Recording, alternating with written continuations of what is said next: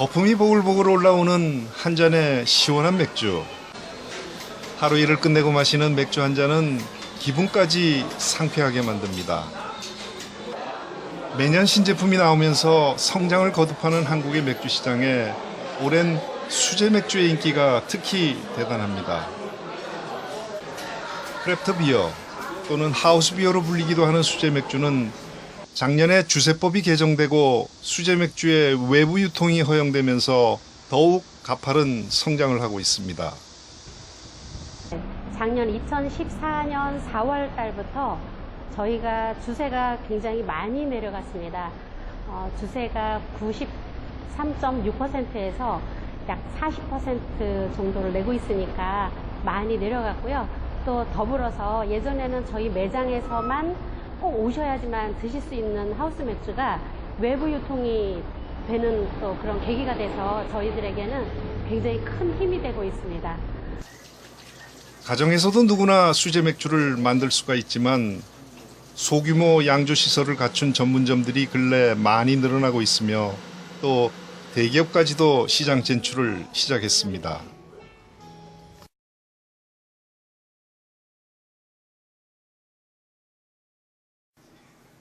독일에서 들여온 원료볼이 메가입니다. 너무 가늘지 않은 적당한 크기로 그라인드 기계에서 잘 갈아내는 일이 수제 맥주를 만드는 첫 번째 작업입니다. 그리고는 적정 온도의 더운 물과 함께 잘 섞은 후 방화 작업으로 이어집니다. 저희가 이렇게 넣은 다음에 저어서 예, 이제 예. 잘 섞이게 가라앉게.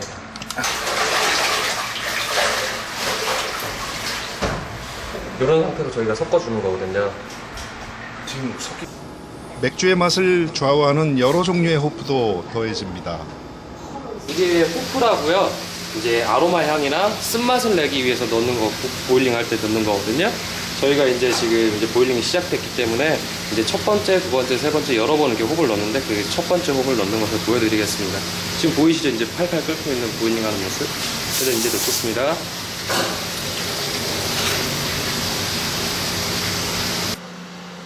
방어조와 자비조를 거친 원료들은 여과 과정을 통과해 발효 단계로 들어가고 여러 개의 저장 탱크에서 종류별로 각각 몇 달간 익어갑니다. 힘든 점은 우리나라 사람들은 두 가지 맥주 맛에 너무 길들여져 있어요. 수십 년 동안. 근데 이 길들여져 있는 입맛을 딱 맥주는 두 가지 맛밖에 없다는 것을 변화를 시켜줘야 되는데 제가 해야 할 역할이거든요. 서울시 강서구에 위치한 이 수제 맥주 전문점에서 일하는 두 젊은 양조사들은 아일랜드인에게서부터 배웠다는 기술로 담근 자신들의 맥주에 어떤 점수를 줬을까요? 어렵네요.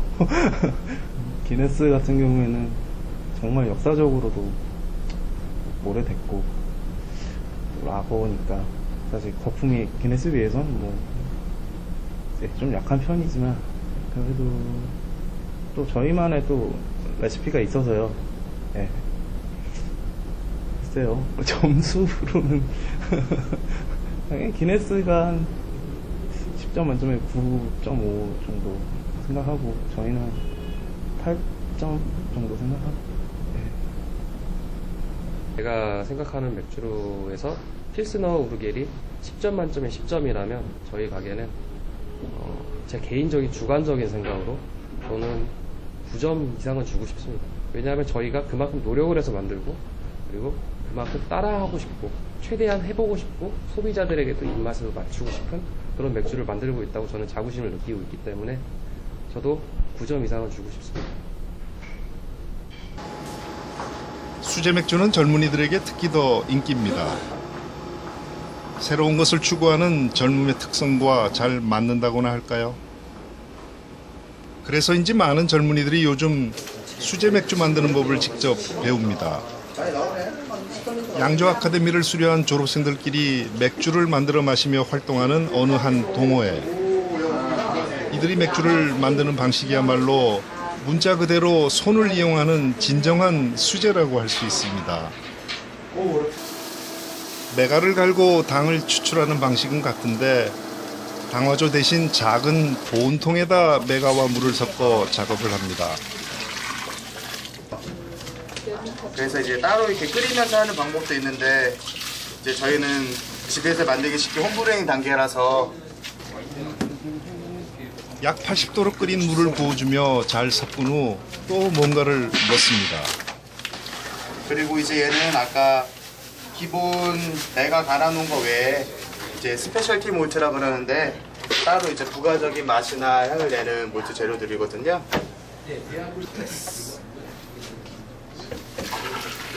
이제 넣고 한 30분 정도 여기서 당을 추출할 거예요. 저희가 총 목표한 맥주 양은 20리터고요. 지금 여기서 처음에 22리터 넣어서 1차적으로 이제 맥즙을 뽑은 다음에 그 다음에 다시 2차적으로 한 번 더 뽑을 거예요. 맥주 맛을 좌우하는 중요한 호프도 여러 번 첨가합니다. 홉이 이제 맥주의 쓴맛을 담당하는 제 부재료 중에 하나인데 이거를 넣으면은 이제 맥주에서 쓴맛이 좀 많이 나게 되는데 IPA 같은 맥주는 특히 쓴맛을 베이스로 하는 맥주라서 홉이 좀 많이 들어가는 편이에요.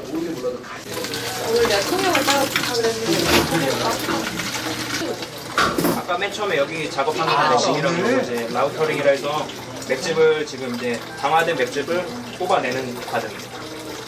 초반에는 이제 물을 처음 부으니까 진하게 나오고요. 그 다음번에 부을 때는 뭐 이거랑 비슷하지만 그래도 그거보다 좀 더 연하게 나오고 그렇게. 뽑아낸 맥즙을 보온통에 또다시 여러 번 부어줍니다. 그래서 이제 찌꺼기 안 나오게 투명하게 나올 때까지 반복 작업하고 있어요. 끓이는 과정을 포함한 여러 단계를 거친 맥주 재료들은 적어도 2주 이상의 숙성 과정을 거쳐 맛을 볼 수가 있습니다. 이날 동호회 활동의 마지막은 약 한 달 전에 담궜던 두 가지 맥주의 맛을 보는 시간입니다.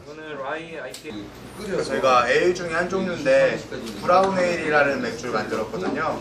근데 지금 마셔보는 맛은 좀 이런 밀맥주 느낌이 나서 그래도 왜 그런지 모르겠어요. 무튼 맛있어요?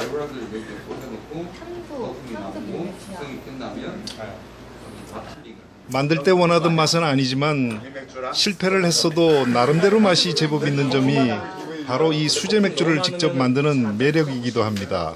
아이 걱정하지 마. IPA라는 거는 인디아 페일 에일의 약자인데요. 옛날에 영국에서 군대를 인도로 많이 파견했잖아요. 그래서 그 긴 기간 동안 맥주를 신선한 상태를 유지시키기 위해서 홉을 다량으로 투입했는데 약간 특징이 홉을 많이 넣어서 호피한 느낌이 많이 나기도 해요. 내가뿐만 아니라 이제 호밀도 넣어서 호밀의 느낌을 의도했건 의도하지 않았건 간에 그 독특한 다른 데서는 이건 못 마시잖아요. 예. 만들어서 이렇게 자기만의 이런 맛과 향을 즐길 수 있다는 게 이런 걸 가장 큰 즐거움.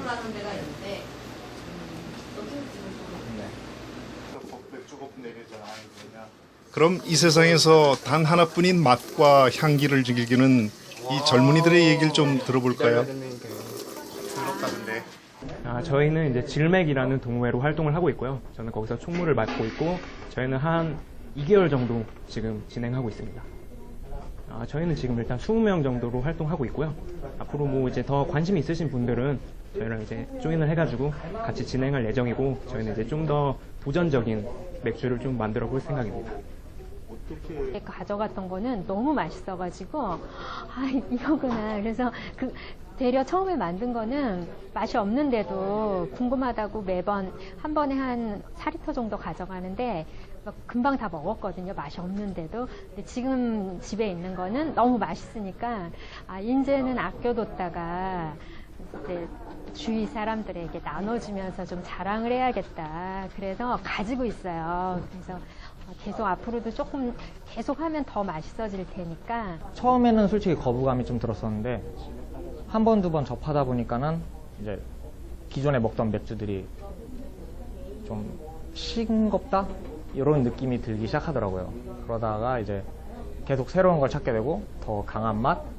그러다 보니까는 내가 한번 만들어서 먹어보고 싶다. 내가 한번 원하는 맛을 만들어 보고 싶다라는 생각이 들어서 다른 외국 맥주들은 무슨 맛인가 하고 접하고 난 이후에 이제 빠지게 된 거거든요. 그래서 우리나라 맥주에 국한되지 않고 다른 맥주를 이제 이것저것 마시다 보니까 이제 만드는 거에도 흥미를 가지고 이제 그 맥주 레시피들에도 관심이 많이 생겨서 이런 식으로 만들게 되었는데, 개인적으로는 이제 상업 맥주에서 느끼지 못했던 그런 나만의 레시피라든가 아니면은 우리 수제 맥주의 발전과 대박을 위하여!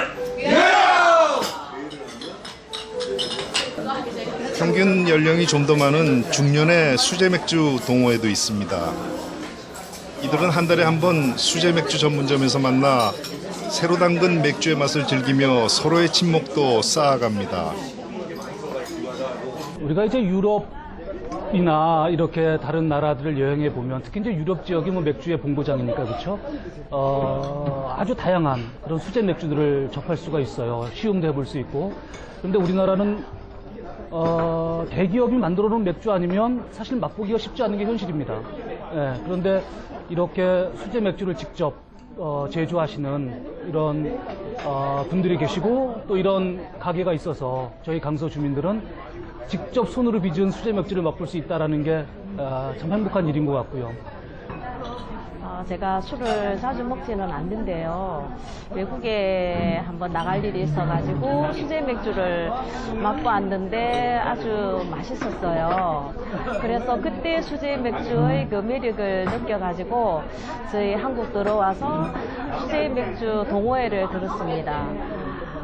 그런데 이 수제 맥주가 외국의 수제 맥주보다 오히려 더 나은 것 같아요. 더 신선하고. 그래서 저희는 한 달에 한 번 정도 이렇게 동호회에서 모임을 해서 아주 즐겁게 마시고 있습니다. 경기도 남양주시에 위치한 수제 맥주 전문 양조장입니다.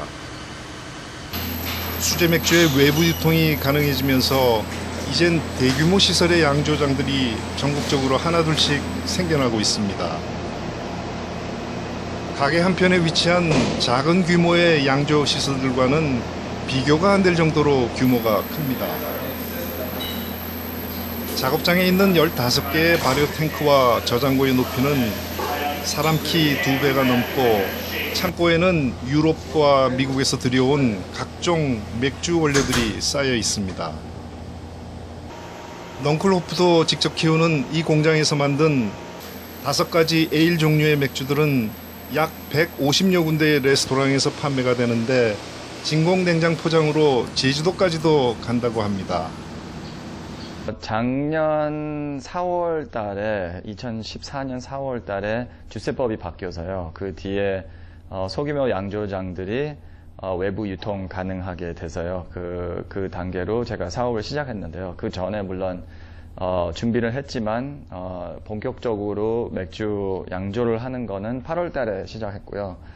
아마 한 10년 전에서 5년 전까지도 독일 맥주가 제일 인기 있었어요. 근데 이제는 그 추세가 좀 떨어지고 미국식 에일 맥주가 많이 올라가고 있으니까 체코, 독일, 영국이 많이 있긴 있는데, 우리는 미국하고 캐나다산 호프, 효모, 메가도 많이 있어요. 그래서 거의 반반으로 가르는 것 같아요.